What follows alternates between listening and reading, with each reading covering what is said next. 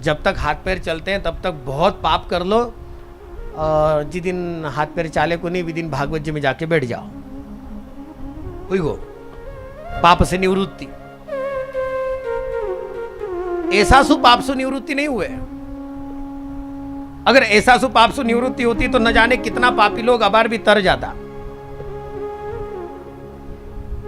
पापी लोग तरे, पर केवल एक बात सुतरे,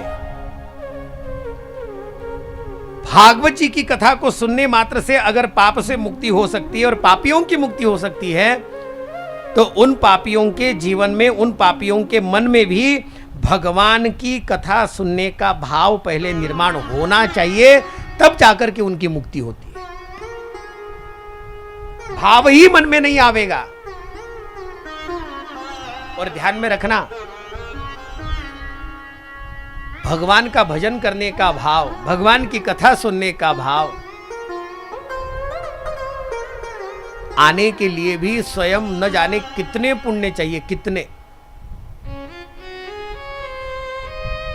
नहीं तो बेटा बेटा तो व्यापारी भी, कथा में बैठा बैठा व्यापारी लोग चर्चा करे व्यापार की, आपको कहीं चल रही है, ज्ञान कना आया, कैसा सु आया, कथा में मन नहीं लगे। बैठे तो कथा में ही है, माथो तो कथा में ही है, शरीर कथा में ही है।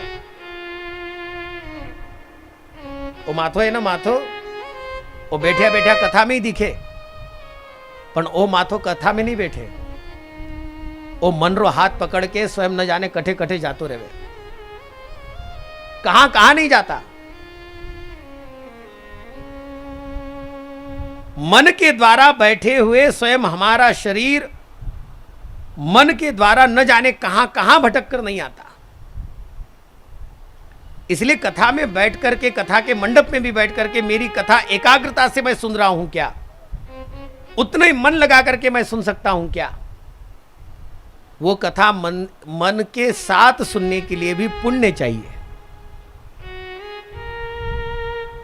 अब कथा सुनने की तो इच्छा है, पर क्या हो गया,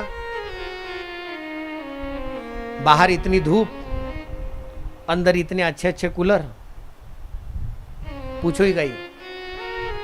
अच्छे कूलर के सामने बैठ करके तो बस ऐसे ही होता है, राम राम।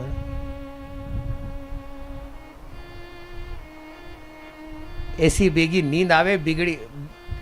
मारवाड़ी में एक संत है, जो संत बड़ा सुंदर शब्द कहवे, आप बेरी नींद है, ये नींद बैरी है।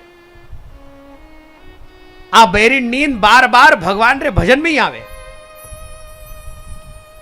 और कौन जाने पण या बेरी नींद ने कौन इतो वरदान दे दियो कि तू भगवान के भजन में और भगवान की कथा में जाकर की रह जे, थारो भी पुण्य ऐसो एड़ो बेड़ो हो जासी कि पूछ मत।